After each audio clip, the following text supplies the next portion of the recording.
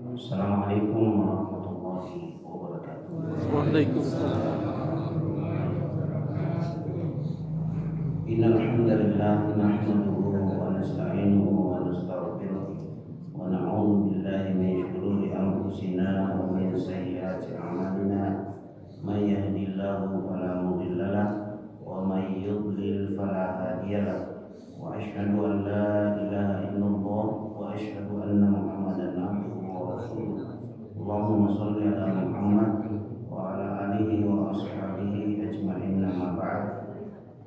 Jamaah subuh yang dimuliakan Allah Subhanahu wa taala, materi kita adalah tarbiyah ruhiyah.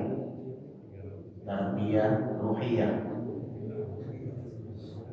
Apa artinya tarbiyah ruhiyah?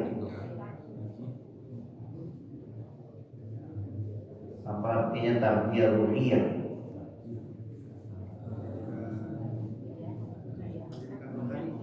Pendidikan rohani. Ya, tarbiyah ruhiyah, pendidikan rohani. Pendidikan jasmani kan ada, tapi tidak ada pendidikan rohani. Adanya pendidikan jasmani ya di sekolah kan.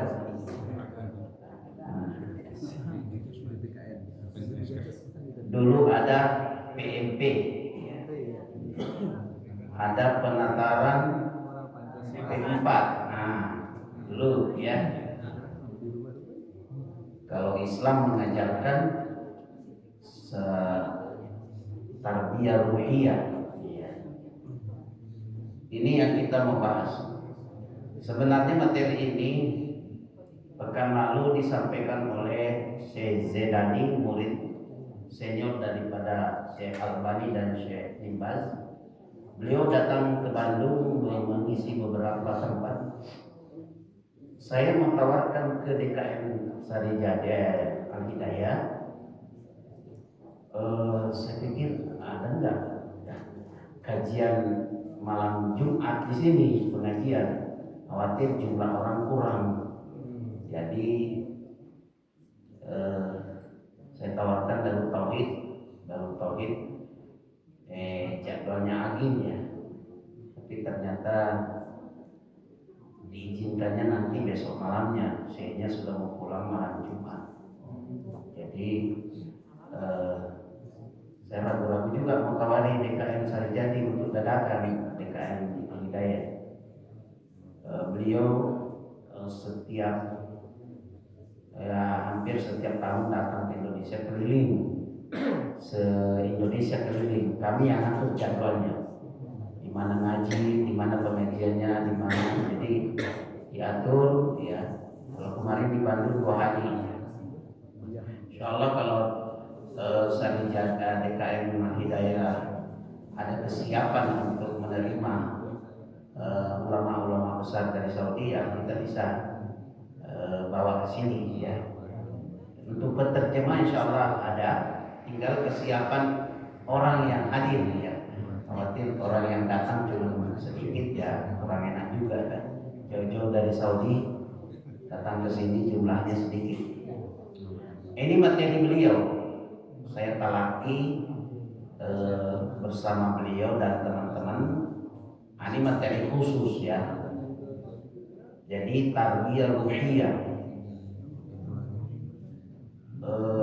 membina jiwa, ya, mendidik jiwa kita. Makanya lagu Indonesia Raya itu bangunlah badannya, bangun jiwanya.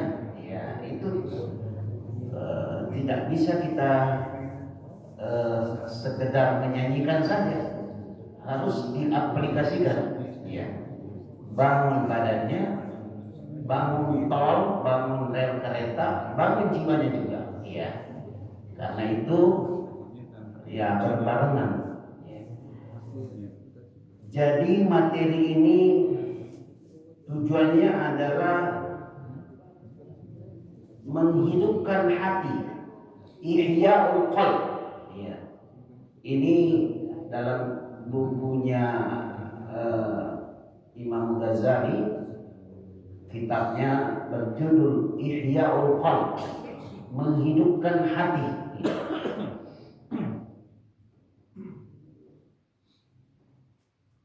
Tadi sudah ada yang jawab, tarbiyah ruhiyah adalah pendidikan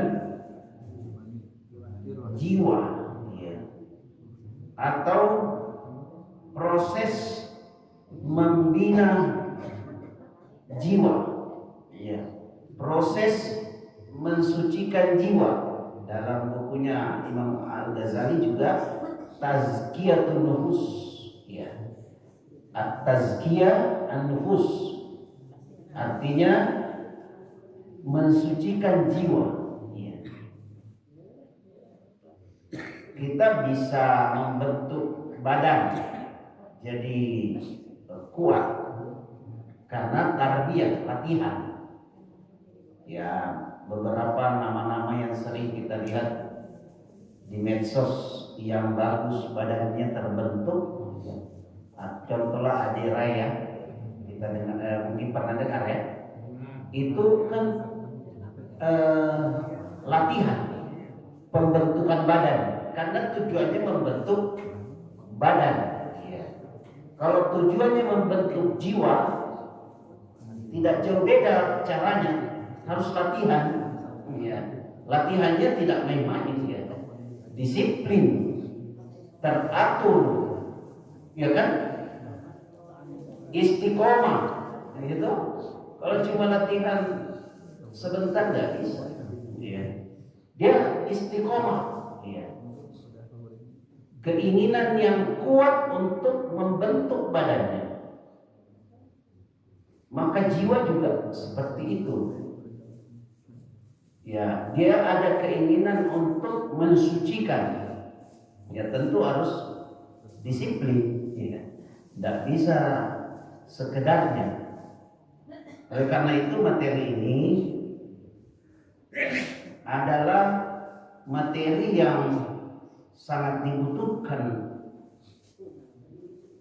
di mana kita juga diberikan hadiah oleh Allah, bonus untuk latihan membentuk jiwa di bulan Ramadan. Ya, jadi Allah ngasih kita fasilitas untuk membentuk jiwa kita di Ramadan, bulan yang memang dikhususkan, ya. Itu yang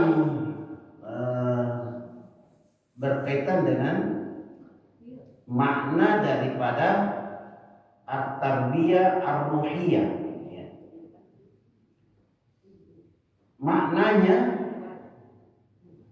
dari proses tarbiyah itu menguatkan iman, ya, dia menguatkan iman, ya.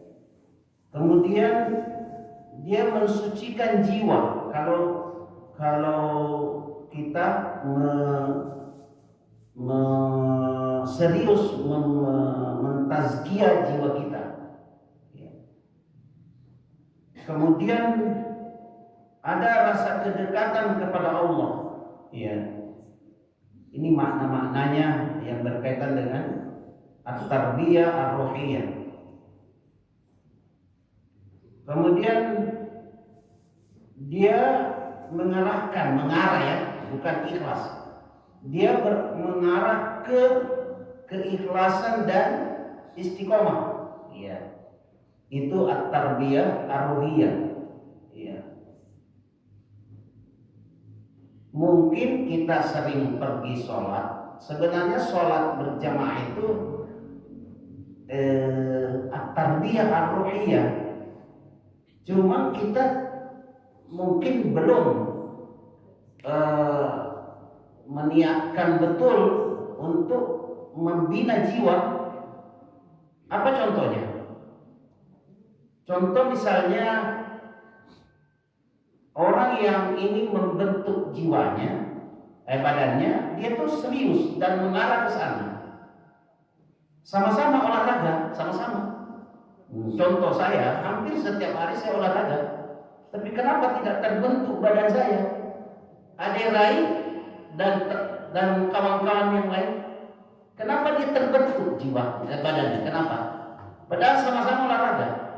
Saya rutin olahraga setiap pagi, lari 5 menit, 10 menit, 15 menit. Saya hiking juga. Ya, setiap pekan saya hiking bukan setiap pekan, selalu ke Budi Luhur di BP, KBP, ya, lari.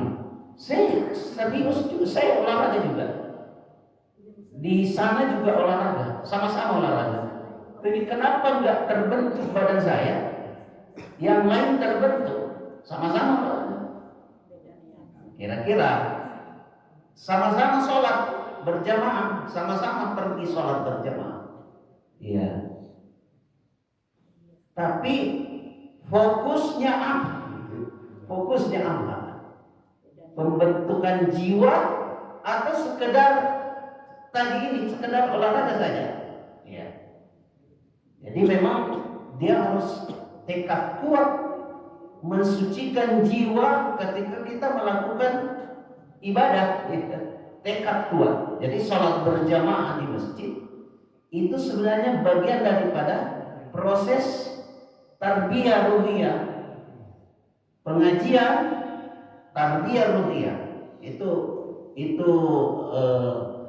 esensi tujuannya itu. Cuman ya memang itu tadi ya, ada yang olahraga sekedarnya ya untuk sehat, ada olahraga yang memang sehat dan membentuk badan. Dalilnya apa? Qad aflaha man zakka.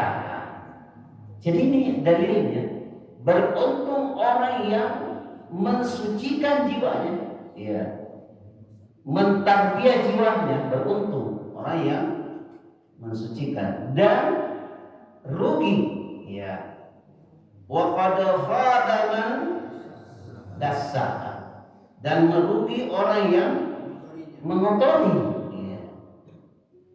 Jadi memang butuh latihan mensucikan jiwa. Tidak bisa hanya sekedar tilawah Al-Quran, berinfak, tidak sekedarnya, tapi betul-betul ingin mensucikan jiwa, mentarbiyah jiwa kita ini dari sifat pelit, ya. Kalau pelit mengotori jiwa, ya toh, pelit mengotori jiwa. Kalau dermawan, ya mensucikan jiwa. Tinggal ya, masalah ikhlas itu urusan keberapa ya. Intinya berinfak dulu ya. Bagaimana mau ikhlas kalau tidak mencoba? Ya. Coba dulu. Bagaimana mau membentuk badan kalau tidak coba dulu. Ya, jadi itu dalil materi kita. Qad aflaha man zakka. Apa tujuannya?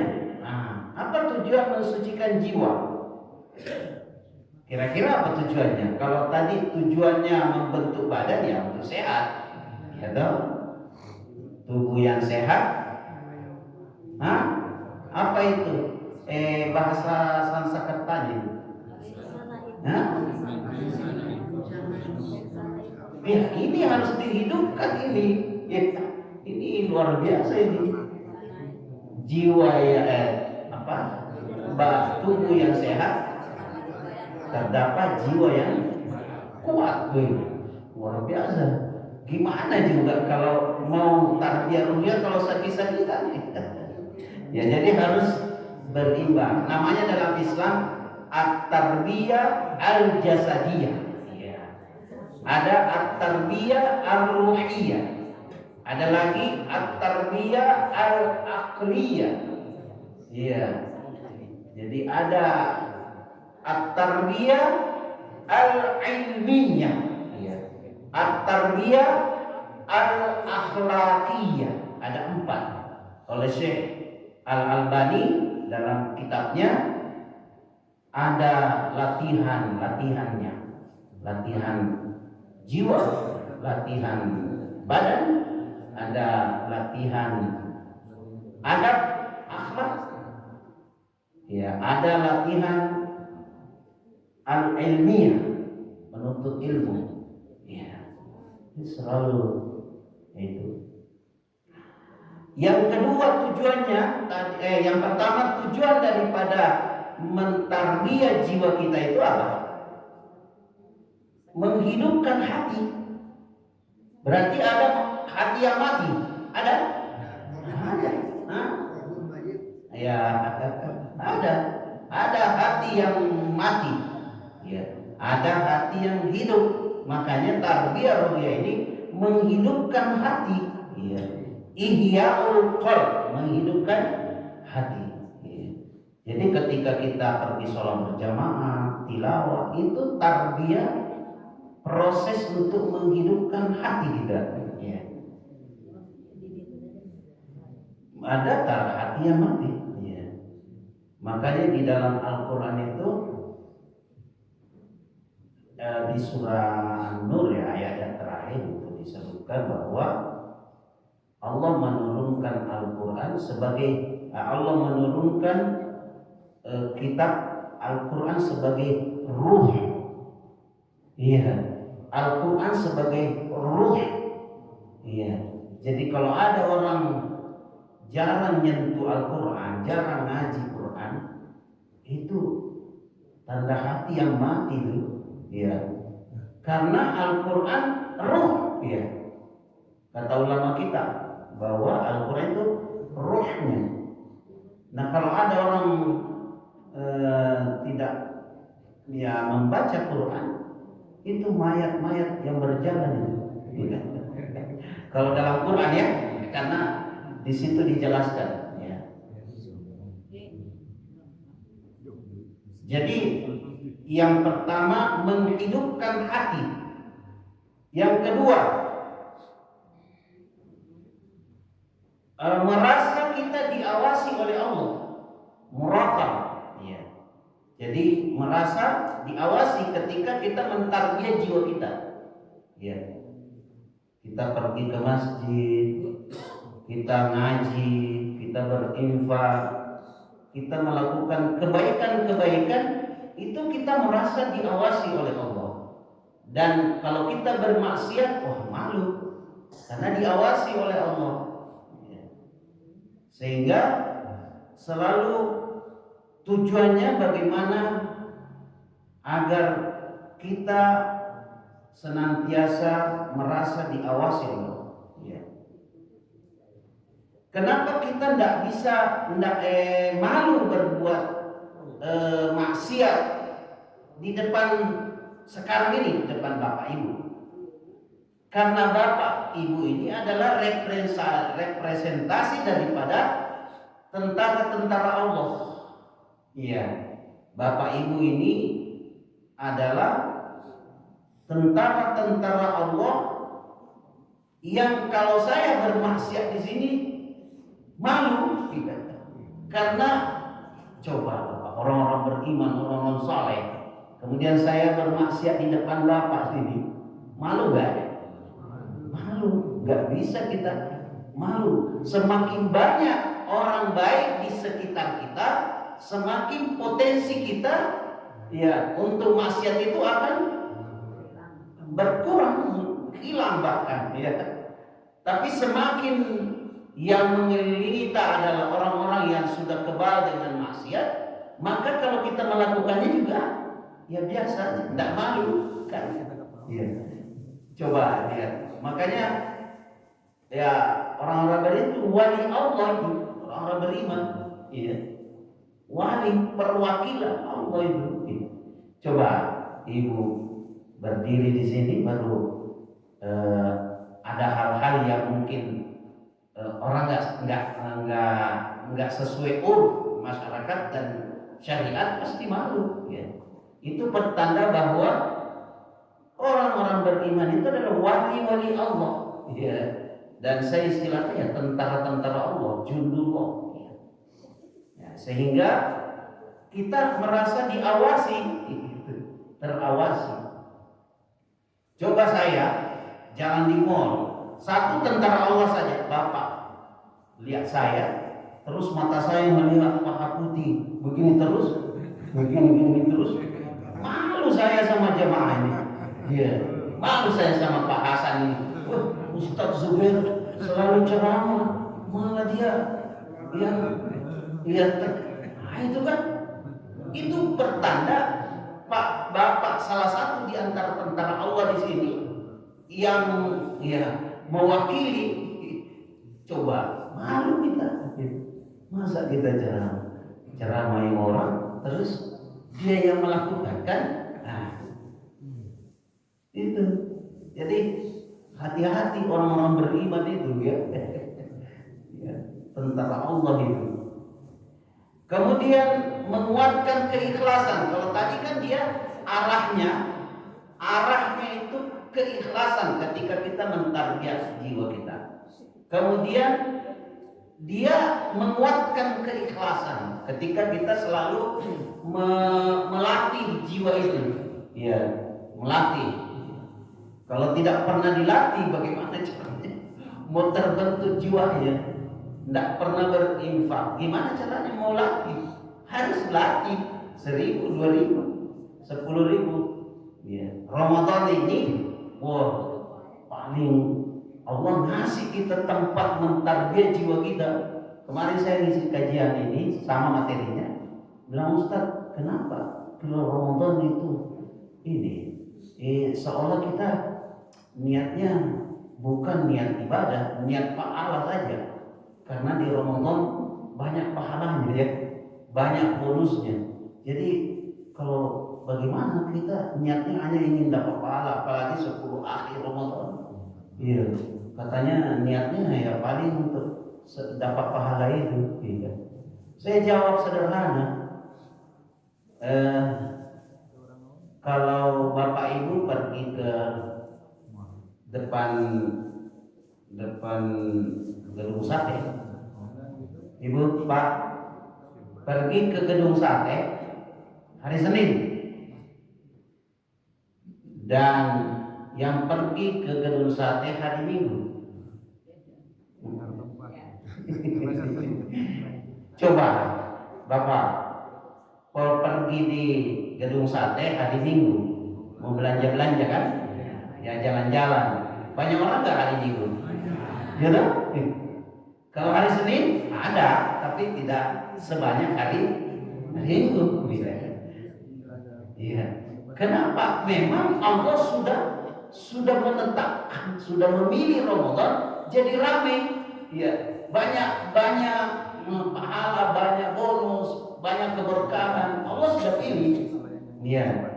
Bukan berarti bulan yang lain tidak, tapi memang sudah dipilih. Ya.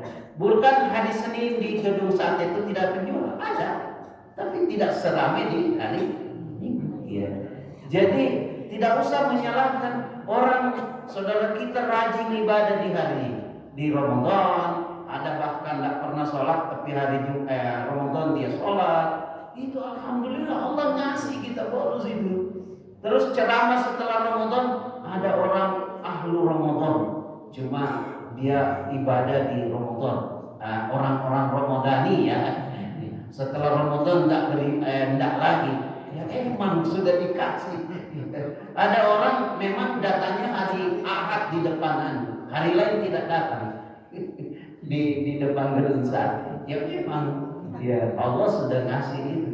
Syukurlah alhamdulillah saudara kita ya datang sholat hari di Ramadan. Jangan dibilang-bilangi lagi bahwa dia hanya rajin di Ramadan, Pak. Ya, orang sudah beribadah, orang sudah rajin, ya dibilangin lagi gimana ya? Sakit hatinya saudara kita. Tadinya sudah mau rajin-rajin sedikit ya, karena dibilangin lagi ya, malu lagi. Gitu. Ya udah kasih semangat aja, alhamdulillah sudah datang ke masjid sholat, ya. Ramai di masjid hari Ramadan, syukuri saja, tidak usah kita bilangin lagi saudara kita. Ya, berikutnya tujuan tarbiyah ini adalah tarbiyah ruhiyah ini adalah kebutuhan jiwa. Jadi dia kebutuhan jiwa. Jadi kalau misalnya pergi sholat berjamaah, tilawah. Emang sudah makanannya itu, ya, kebutuhan kita, ya. Bukan sekedar perintah, tapi memang sudah kebutuhan jiwa. Ngaji itu, sakit itu kalau nggak ngaji itu, sakit itu. Ya. Saya terus terang Bapak Ibu, kalau sudah maghrib isya itu kayak surga saya itu, karena maghrib isya itu kesempatan ngaji gitu ya. Karena gimana ya, maghrib isya itu tanggung banget kalau kita ndak nyentuh Quran, karena mau pulang juga di rumah dulu apa tanggung semua. Ngaji itu sudah bahagia, apalagi sudah sholat subuh, kayak hidangan itu yang paling enak itu luar biasa. Hidangan di depan, hidangan jiwa itu paling nikmat itu. Atau ibu-ibu punya luang waktu, kayak bahagia itu kalau ada waktu yang luang, langsung teringat baca Quran. Ya Allah, luar biasa itu. Coba hati kita terus dilatih seperti itu, akan rindu dengan menikmati itu waktu yang luang, ya, kemudian sehat, kita ngaji rumah. Ya, kadanglah ada jiwa yang agak malas-malas, tapi kan tidak selamanya juga, ya. Ya, kalau dia lagi semangat, ya coba dimanfaatkan. Ya. Jadi dia kebutuhan. Kalau ngaji ini setiap hari, kalau kita sudah ngaji berpuluh tahun ini, ya sudah bukan lagi beban, tapi kebutuhan memang. Sebab Bapak Ibu, materi ini orang yang jarang atau tidak mendengarkan, tidak tahu, bagaimana bisa sama antara orang yang tahu dengan yang tidak tahu? Kira-kira sama nggak? Nggak mungkin sama. Ya. Orang yang tahu dengan yang tidak tahu. Makanya duduk-duduk di sini itu berbeda dengan orang yang tidak ikut. Ya. Kalau mungkin sama-sama pergi sholat, sorry, saya sudah dapat materinya. Ternyata pergi sholat berjamaah itu adalah latihan untuk mensucikan jiwa.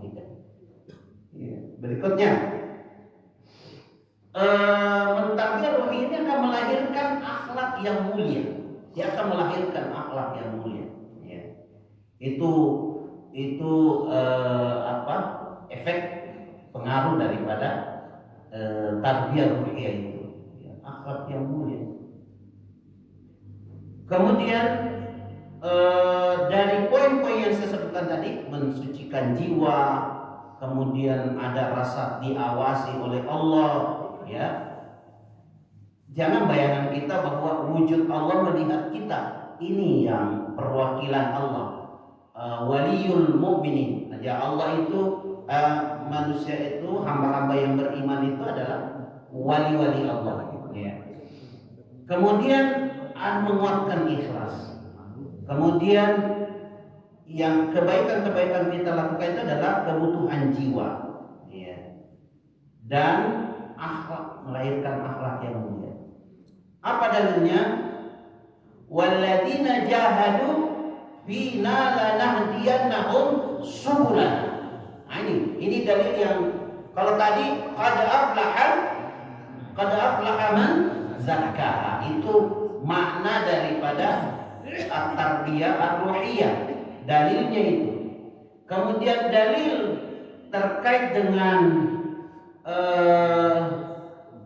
tujuan daripada membina jiwa ini adalah walladzina jahadu bina lanahdiyannahum subulana.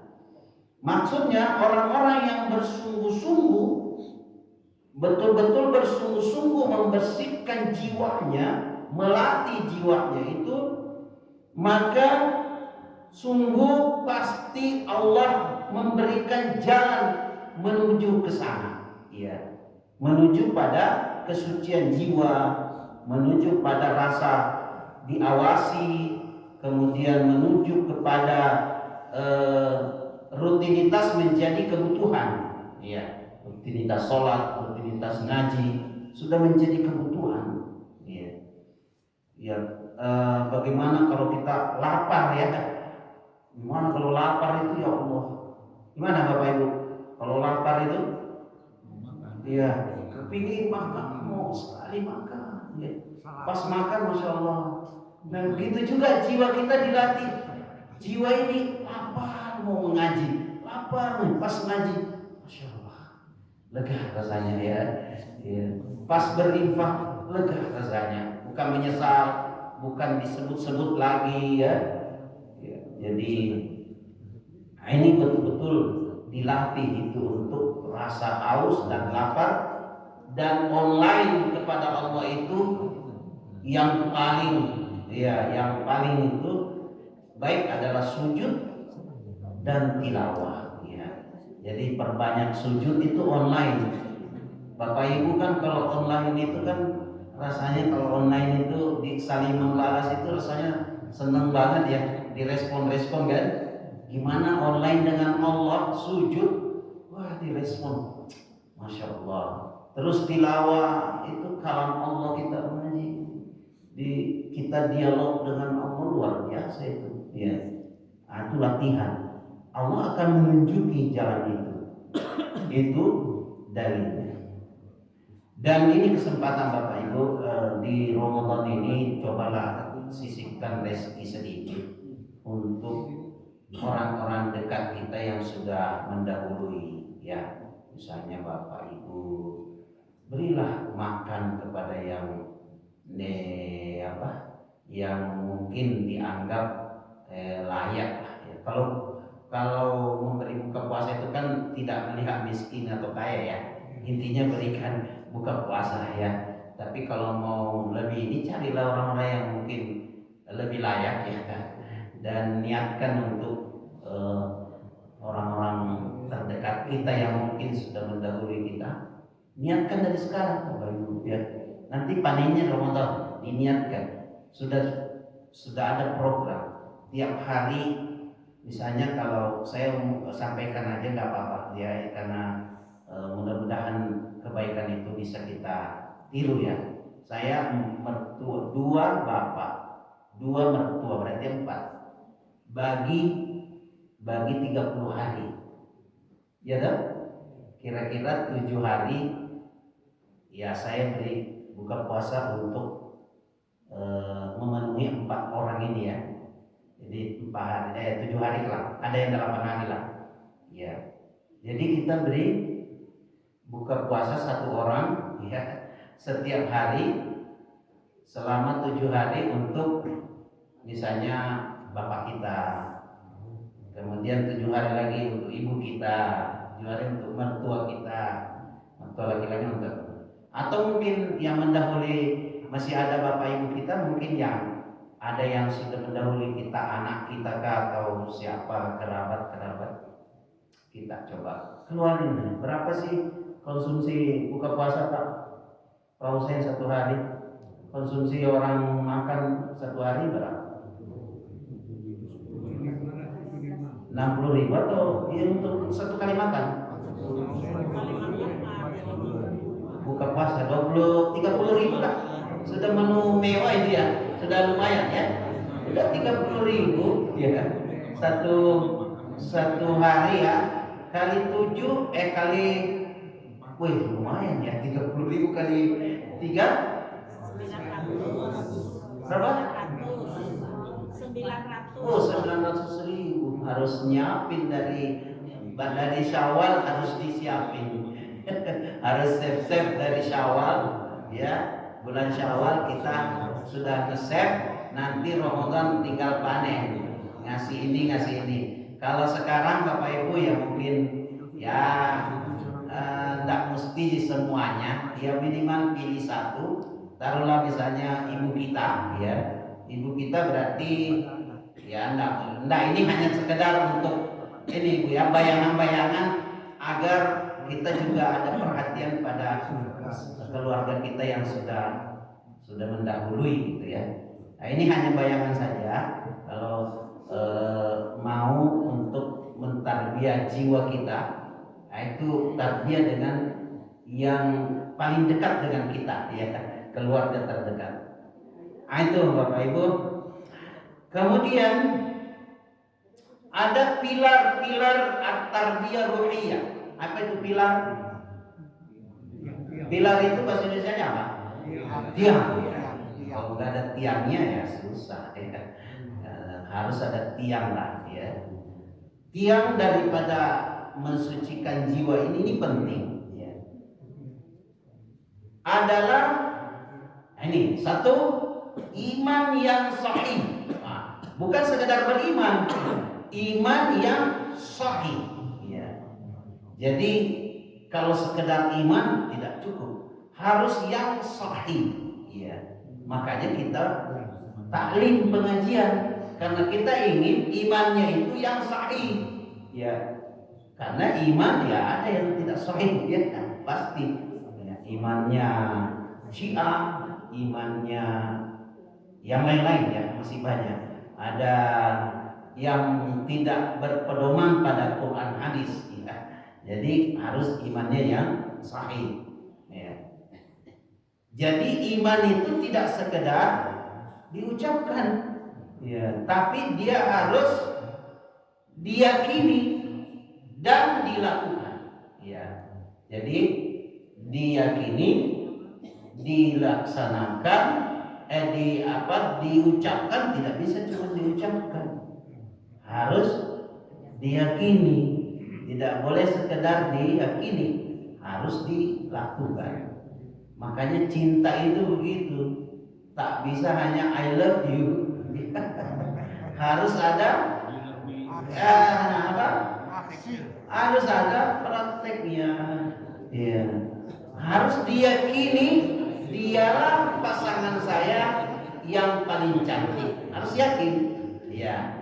Dialah pasangan saya yang paling gagah, karena tidak ada samanya di dunia ya toh. Apa ada samanya istri bapak di dunia ini? Ada nggak samanya? Berarti dia paling cantik iya toh. Ibu, ada samanya suaminya di dunia ini? Ya ada, dia paling gagah. Iya, harus yakin dia paling gagah. Nah, kemudian harus ada pengorbanan. Iya, tidak bisa sekedar ya cinta, yakini, tapi harus pengorbanan. Iya. Harus bersungguh-sungguh berbuat mencari nafkah. Nah, itu iman yang sahih. Dalilnya ya, iman itu memiliki 60 cabang ya. Iman itu memiliki 60 cabang. Iman yang paling tinggi ya la ilaha illallah, keimanan. Kemudian tiang yang pertama tadi adalah iman yang sahih, iman yang harus tidak boleh dicampuri syirik, tidak boleh dicampuri yang lain-lain, iman yang sahih ya. Yang kedua, tiangnya ini ikhlas beramal. Ini harus ya. Jadi ketika melakukan latihan-latihan jiwa, harus tiangnya itu ikhlas ya. Ikhlas. Tiangnya apa? Ikhlas ya. Pergi ke masjid, sholat berjamaah ya, harus benar-benar ridho Allah. Jangan ya kiri kanan banyak godaan lah. Wah itu ya sok soleh ya, wah mau dibilang soleh, pokoknya banyaklah godaan-godaan. Wah supaya dilihat orang-orang di sana di jalan, supaya wah dia orang yang soleh orang ini. Pokoknya godaan itu minggir aja. Yang penting saya ini semata untuk Allah Subhanahu wa taala, seperti sholat ya. Jadi pujian-pujian di kiri kanan itu lewat ya. Pokoknya pergi sholat ya. Kemudian berinfak, kemudian apapun yang dilakukan, senyum, yang kecil ya. kemanapun dan apapun yang dilakukan betul-betul selalu ya bagaimana melatih jiwa ini untuk ikhlas ya. Nah, ikhlas ini berat seperti semut hitam di atas batu hitam di tengah malam gelap gulita. Itu luar biasanya ya. Yang namanya ikhlas berat.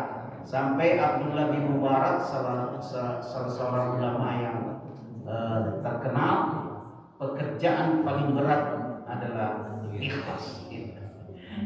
Tadinya ikhlas dipuji-puji lagi, aduh beda. Jangan banyaknya godaan ya, sampai pada tujuan digoda lagi. Jadi ikhlas betul-betul kita minta kepada Allah ya diberikan ikhlas ya.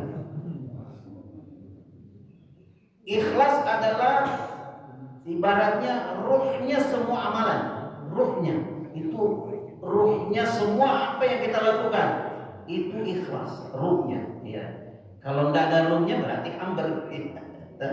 Jadi hambar kalau tidak ada ruhnya. Jadi pekerjaan yang kita lakukan tanpa keikhlasan itu ya kalau tidak ada ruhnya berarti maya ya. Arti sesuatu yang tak berguna ya. Wa ma umiru mukhlisin lahuddin ya. Itu aja dalilnya. Dalil dalam hadis Nabi, innamal a'malu binniyat.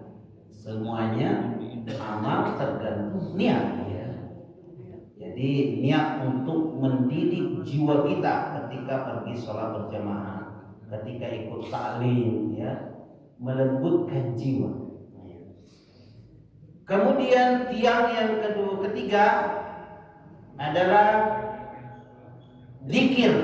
Nah, ini tidak bisa kalau tidak zikir ya, harus zikir ya. Zikir dan kedekatan dengan Allah. Jadi zikir pagi sore ini ya teruslah lakukan, atau bukan saja pagi sore ya, artinya bisa kapan saja zikir ini harus dihidupkan. Dalilnya ala bidzikrillahi tatma'innul qulub ya. Hanya dengan berzikir kepada Allah, mengingat Allah, hati jadi tenang ya. Masya Allah, sudah jelas zikir ya. Kebutuhan zikir ini luar biasa Bapak Ibu ya. Kayak sakit jiwa itu kalau tidak zikir. Astagfirullah, subhanallah, alhamdulillah. Pokoknya zikir. Hadisnya, perumpamaan orang yang berzikir dengan yang tidak berzikir seperti orang hidup dan orang mati. Nah itu kalau hadis Bukhari. Jadi kalau perbedaannya orang yang berzikir dengan tidak berzikir antara hidup dan orang yang mati. Jadi luar biasa Pak. Kalau kita hidupkan zikir ini ya. Kemudian pilar keempat, tilawah Al-Quran. Ya, jadi mensucikan jiwa ini pilarnya jangan keluar dari pilar ini. Ya tilawah, ya. Tilawatul Quran. Ya. Walaupun bacaan kita terbata-bata, yang penting tilawah tiap hari. Ya. Karena kalau tidak ada program tilawah tiap hari, maka diprogramlah kegiatan lain. Pasti itu ya, tidak mungkin karena waktu ini modal. Al-Quran makanan ruh, wa nunazzilu minal Qur'ani ma huwa shifaa'un wa rahmah. Wa nunazzilu minal Qur'ani, kami menurunkan Al-Quran sebagai penyembuh. Halo? Penyembuh dan rahmat ya, penyembuh. Jadi kalau mau sembuh ngaji. Kalau bilang Ustaz saya ngaji nih kok nggak sembuh sakit gigi ya, Ada dokter di Makassar itu orang Sunda, orang Sumedang, ya. Guru saya, ya. Itu dokter, bukan dokter gigi. Dulu apa namanya itu? Kalau bukan dokter gigi ada mantri, ya. Karena bukan dokter, dia mantri. Itu Bismillah saja, ya. Pernah dia Bismillah, dia langganan saya dulu, ya. Jadi dengan zikir, ya, insya Allah akan mungkin secara tidak langsung, ya, karena manusia itu maunya pas di baca Quran langsung sembuh, maunya begitu kan. Tapi tidak tahu keberkahan yang lain daripada tilawah itu, ya, menyembuhkan hati yang mungkin gelisah sakit, dia jadi tenang kan gitu, ya toh, ya, gelisah sakit dia tenang, ya. Coba orang yang sakit, dibayangkan Bapak Ibu yang ada, baru saya dengar ini, sakit di rumah sakit, masih punya cita-cita minta doa supaya sembuh, dia mau membunuh orang, ya. Jadi bayangkan itu, dia tidak mau mati dulu karena mau membunuh orang dulu, ya. Coba ini Pak, sudah sakarat tapi minta doa untuk sembuh agar saya mau membunuh orang, ya. Gimana itu? Jadi apa namanya, ya Allah, ada saja. Kita alhamdulillah, mudah-mudahan, ya, kita dirahmati oleh Allah Subhanahu wa taala. Kemudian Al-Qur'an tadi ini ada tiannya tilawah, Pak, ya. Tilawah, kemudian hadisnya, tadi hadisnya khairukum man ta'allama al-Qur'an wa 'allama. Itu terkait dengan Al-Qur'an. Sebaik-baik kalian adalah yang mempelajari dan mengajarkan Al-Qur'an. Kemudian pilar yang kelima, ya, salat dan qiyamul lail. Ini salat. Tiangnya ini untuk mentarbiyah jiwa kita adalah salat dan qiyamul lail. Wa minal laili fatahajjat bihi nafilatan lak. Ya. Dan pada sebagian malam lakukanlah salat tahajud sebagai ibadah tambahan bagimu, ya. Kemudian terakhir adalah muhasabah dan taubat, ya. Jadi selalu muhasabah setiap sore, malam, maghrib. Tadi saya gimana, mungkin ada yang saya kurang, ada yang saya mungkin yang saya lakukan menyinggung perasaan saudara saya, atau menyakiti, atau ada tingkah laku saya yang mungkin, ya, dievaluasi dengan banyak istighfar, ya. Atau mungkin kita WA, mohon maaf tadi mungkin saya salah. Saya kan, ya begitu Pak, saya lakukan itu. Kalau di kantor atau berinteraksi orang, saya WA, maaf tadi kalau ada yang berlebihan, maaf kalau saya tadi ada hal yang kurang berkenan, ya, di WA lah. Kita mau maaf, ya. Itu muhasabah Pak, ya. Karena kita berinteraksi dengan orang yang kadang kita terlalu asik memperhatikan diri, ternyata saudara kita merasa tidak nyaman, gitu, ya. Jadi sekali-sekali kita muhasabah itu. Nah, ini Bapak Ibu yang berkaitan dengan masalah tarbiyah ruhiyah ini penting Pak. Harus ada porsi besar untuk memperhatikan pendidikan ruhiyah kita, ya. Saya kira itu Bapak Ibu yang dimuliakan Allah Subhanahu wa taala. Mudah-mudahan materi ini pertama, hati ini hidup, ya. Ringan beribadah, takut bermaksiat, cinta amal soleh, sabar dan ujian, kemudian tawadu dan berakhlak mulia. Itu indikasi bahwa tarbiyah ruhiyah kita ini berhasil, ya. Ya, jadi hati yang mudah tersentuh oleh ayat-ayat, ringan beribadah, ya, takut bermaksiat, cinta amal saleh, sabar dalam ujian, tawadu dan berakhlak mulia. Itu indikator daripada tarbiyah ruhiyah. Saya kira itu materi kita sudah syuruk ya? Belum? Berapa menit? 3 detik. Oh, 3 detik lagi. Ada yang mau bertanya? Satu hal